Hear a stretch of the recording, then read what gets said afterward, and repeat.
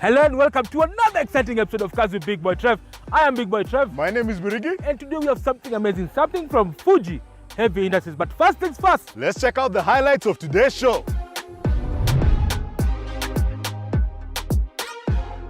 This week on Cars with Big Boy Trev, in the market for a luxury car, we take you through our picks for the best used cars in that segment. We review one of the most popular cars in the Kenyan market, the Subaru Forester.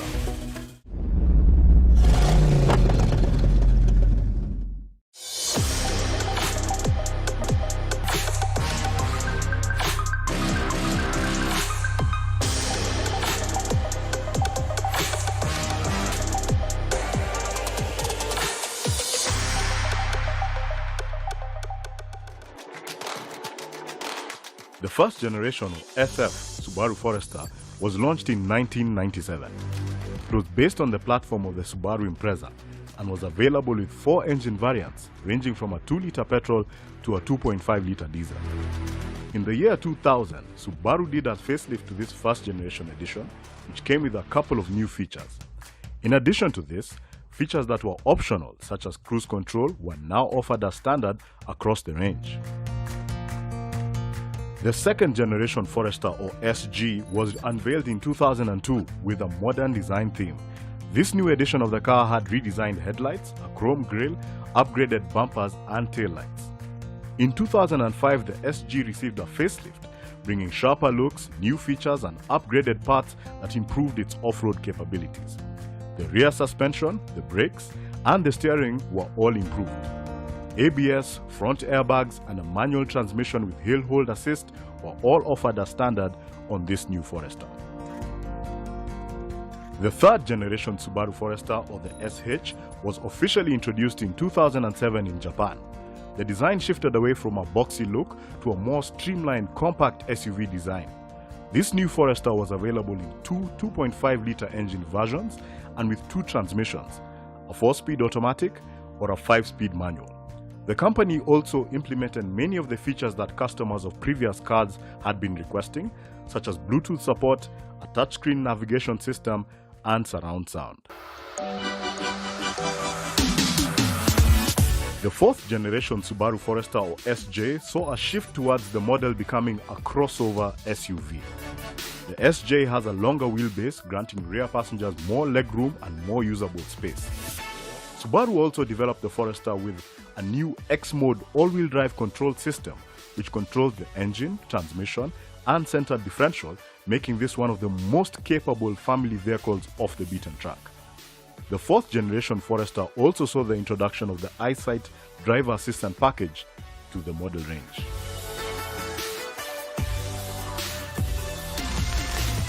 The fifth generation of the Subaru Forester, or the SK, was launched in 2018 at the New York International Auto Show. The all-new Forester claims to have better performance, better safety, and lower fuel consumption than the previous generation, with new hybrid technologies implemented in its engine and transmission for the first time. Question is, does it have a better value for money proposition compared to its rivals, the Nissan X-Trail, the Toyota RAV4, and the Mazda CX-5? Let's find out. so guys, step inside the cabin of this particular brand new Subaru Forester 2020 and I can tell you Subaru have done a lot. There's been a lot of evolution since the SF5 back in 1997 to now 2020. You can see the level of progression Subaru has done to redesign the Forester, making it a formidable product. One that can fight the likes of the Honda CR-V, the Toyota RAV4, and of course the Hyundai Santa Fe. But before we go any further, let's start with the design of this particular cabin. Now it's based on the Subaru vehicle architecture, which is a global platform that lies also in the legacy in the Forester and of course the Impreza. Now the advantage of having this platform, it's wide, and you can see the amount of space in this particular car is simply amazing. Even the design of the dashboard, as you can see, it's a two-tone design, and of course it's a forward cap type of setting that allows you to have that illusion of space in the vehicle, and of course airiness. You can tell that this particular car has a lot of space. As you can see below, you do have plenty of cubbyholes and spaces. This is a crossover. The name of the game is practicality. So you have plenty of cubbyholes and spaces. You do have where somewhere you can put your phone. I think on the higher spec model you can actually have a wireless charging pad over here, and of course you do have the gearbox console, which is standard. We're going to talk about it. The gear shift is a standard gate shift system. Of course it's CVT, and we're going to discuss that later. Obviously you do have more space. You have cup holders over here, and what Subaru have done, they have removed the traditional handbrake, and you do have the electronic park brake with, of course, hill hold assist, which is standard, and of course the 360 view camera that is now standard on this Forester. Moving over to the instrument binnacle, obviously clear and precise. You have a digital display which is also monochrome at the middle of the two dials, so speedometer and tachometer obviously, and of course it gives you all the vital information that you need to when you're driving this particular car. The steering is also fantastic, 3-spoke, and of course it has satellite buttons. On the left hand side it controls the multi-information display.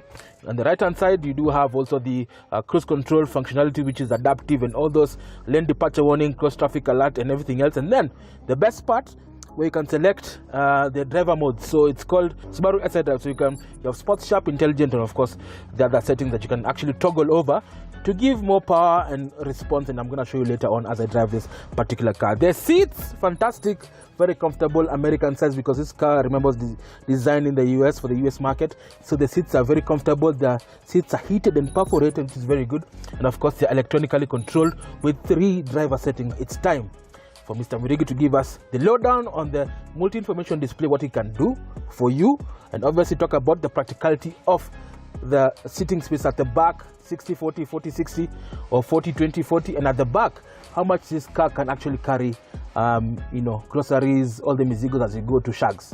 Join Mr. Murigi as he's going to give us a lowdown of these features. So, first thing that you notice in this car is that the controls are physical. Now, a lot of cars have decided to go onto screens with everything being controlled in the screen, but I think primarily because this is a car that was built for the American market, where they have snow and people will be operating with gloves, there are lots of buttons to control everything. So let's start now with power. They've done a very good thing because this is a car that's built for the new family, millennials. So they actually have 2 USBs in the front here and a 12-volt socket. Now, in terms of air conditioning, you have dual zone air conditioning. We have this beautiful 8-inch display, very clear graphics and very big buttons to touch, because like I said, this has to be very easy to use while we are on the move. In addition to this 8-inch display, there's a secondary display at the top here.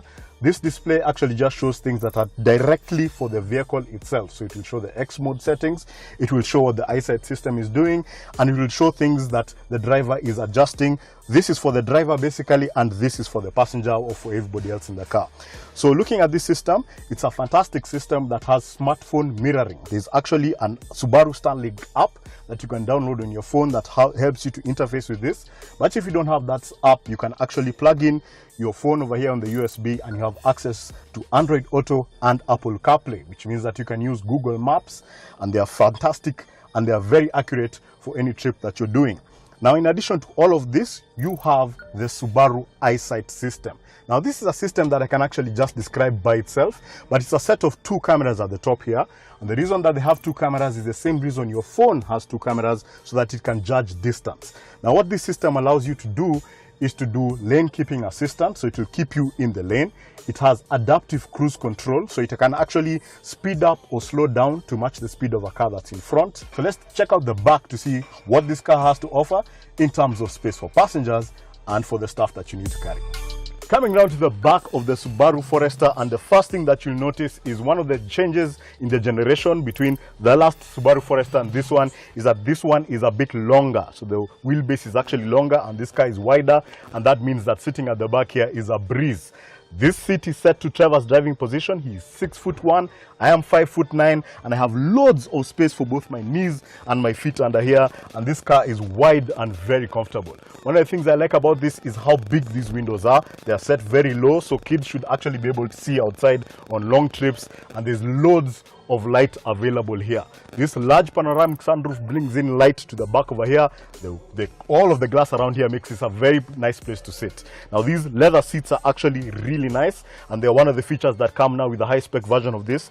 Extremely comfortable and something that I can definitely recommend on a long trip. Now, in terms of storage, you actually have door pockets over here that are large enough to hold a large bottle like 1 liter. You have aircraft style seats, but with other additional pockets, so you can actually put your phone here, and that phone is going to help you charge over here using the 2 USBs that are available for the back seat people here.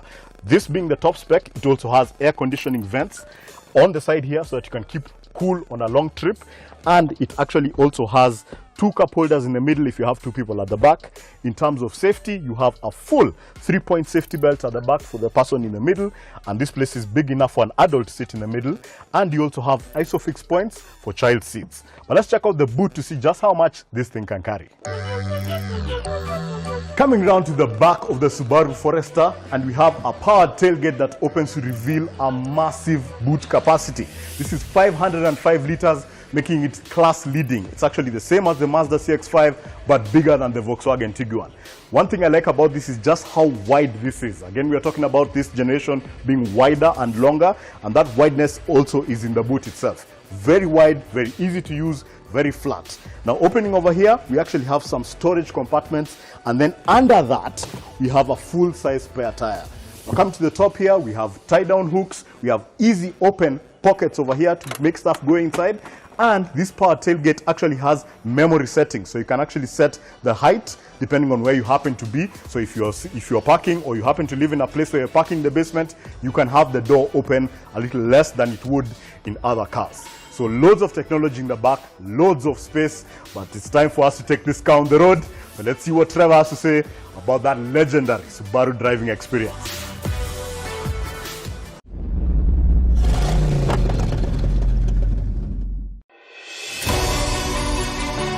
We are taking a trip back to memory lane, and we are talking about the Subaru Forester, a vehicle that has been in the market since 1997. Up front, you want to find out how much power this particular car has. So you have different derivatives, and because the world is changing, there's also a version that has an electric motor, but that we're going to discuss later. But this particular one is a 2-liter 4-cylinder FB20 engine that produces 115 kilowatts and 196 newton meters of torque, that is sent to the 4 wheels courtesy of a 6-speed lineartronic CVT transmission. Well, you know I don't like CVT, but the name of the game is efficiency, and what Subaru have done is try to match the abilities of this Boxer engine and the symmetrical all-wheel drive with the efficiency of the Boxer and of course the CVT transmission, the X mode. And also it plays a big role when it comes to off-roading, which Mirig is going to show you much later on. But what are the inherent advantages of having the FB engine? Remember, previously the Subaru had the EJ series. EJ series was an engine that lasted from 1988 all the way to a few years ago. So it's an engine that has been tried and tested over the years. However, as times change, and of course you need to have vehicles with direct injection, variable valve timing, and all those things. Now it's now part and parcel of that category where it's all about efficiency. So I've given you the brief discussion about what the FB engine is all about. So I've just pressed Sports Sharp, and I can tell you the vehicle is really trying to give me all that power, and I'm pushing it. Of course, if you have the XT version, which is a more powerful turbo version, you'll have more power and more grunt, but this one is more of a balanced vehicle. Now, there's one thing about Subaru that I like, and it's the safety sense. Now, Subaru have actually invested a lot of money, millions of dollars, to ensure that the Subaru family is actually safe. Starting with this brand new invention. It's not new, it's been there for about 8 years. It's called eyesight technology. Now, basically, eyesight technology is a summation of 3 or 4 systems that allow this particular car to have quite a number of features that are innovative, and of course use adaptive AI technology, which allows this car to actually think and perform certain functions quite easily in as far as active safety is concerned. That allows this particular car to drive as a proper adaptive cruise control vehicle, such able to enjoy long distances. And of course, in case somebody just emergency in front of you brakes very hard, then the vehicle will identify the distance between the car and the Forester, and of course it will apply selective braking to ensure that you remain out of harm's way. And obviously now Subaru have actually now paired other technologies. Now let's start with blind spot assist. So if you're deviating from your lane, it will constantly beep, and there'll be a signal towards the mirror just to show you that on this side of the lane you are actually deviating from the desired lane to keep the vehicle straight. You do have cross traffic alert, especially when you're reversing, and of course you do have emergency autonomous braking and emergency autonomous throttle damping.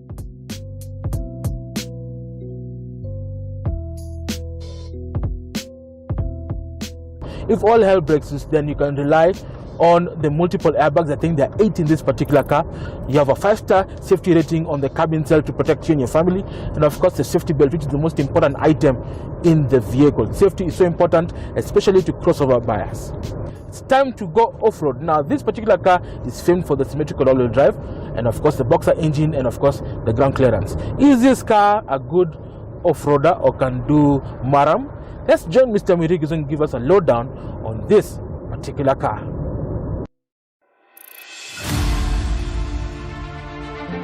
So now we are about to take the Subaru Forester off the road. Now this is going to be very good because it has 220 millimeters of ground clearance. So it has a very good ground clearance and it has that symmetrical all-wheel drive system. But what this car has is X mode. So what I'm going to do is press this X mode button in the middle here. And what it does is that it makes the center differential a little more aggressive. So this is a full-time 4-wheel drive system. But when you're on tarmac, it tries to keep the 4-wheel drive system in a mode that is the best for fuel efficiency. When I put it in this X mode, it now is optimized for off-road, for giving me the maximum traction in this situation. The second thing that it's doing is that it is actually changing my throttle inputs so that they are more smoother to get me into and out of places. And then the third thing that it's doing is that it has put the gearbox, that lineartronic CVT, into a low range mode. Something else that it's also done is that it has activated hill start assist. And so right now we're about to attack this course. I'm looking at my secondary driver's display here and we are off to go. And so my foot is off the brake and the car has realized that it's on a slope. It actually shows you this on this display over here. And it has actually just taken me down that hill very easily. Now the track that we've chosen is a bit difficult because this is actually a quarry. This is this is mining that has been done, and so there's a lot of loose sand and very many ruts that are in here that are really sandy. So this is the kind of situation where this X mode and this symmetrical all-wheel drive is actually going to be tested pretty seriously, because here it's very easy to lose traction, but as what we are seeing right now, this is just walking through this without any problem whatsoever. I have to say I'm really very impressed. The other thing that actually is making me very impressed with this car at this point in time, of course, is the suspension, because I'm not getting thrown around as much as you would imagine. Now, a car that has suspension set up for tarmac doesn't usually do very well off-road and vice versa, but this seems to be doing a pretty good job of ironing out the challenging parts of this track. Now, one other thing that this car has specifically is a surround view camera. So with the press of a button down here, I can actually see exactly what my outside left tire is doing, and that's actually a very good thing to do in a situation like this, because I can't always see based on the angles, and some of these angles are a bit dramatic. It actually shows you on this display what angles you're on. So you might be going uphill and not actually be able to see past the bonnet. Although if you're doing any kind of off-roading, it is advised that you walk the course first.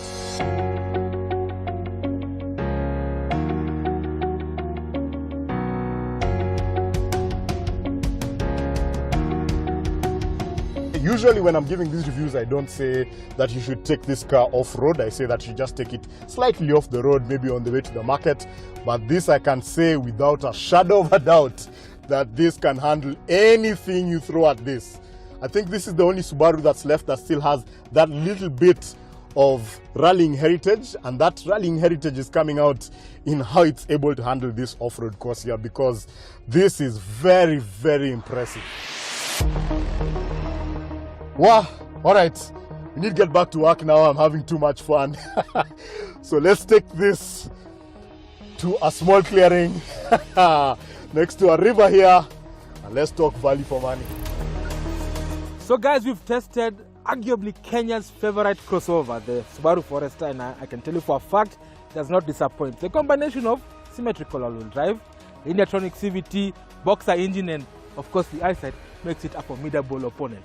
Now, how much does this car cost? Well, prices for the Subaru Forester start at 5.7 million shillings, but the car we've tested today has the eyesight system, and that comes in at 6.7 million shillings. Wow, and who are the key rivals of this particular car? Well, the key rivals for this include the Mazda CX-5, the Hyundai Tucson, and the Renault Koleos. And remember, this particular car comes with a 3-year, 100,000 kilometer warranty, whichever comes first. And of course, you can rely on Subaru Kenya's expansive networks with the dealers across the country. Well, that's it, folks. You think this particular car is better than the rivals? Send us your thoughts as seen on the social media notes below, and we'll get back to you next week with the results. Well, signing out, this is Big Boy Trev. This is Murigi. Drive safe and be safe.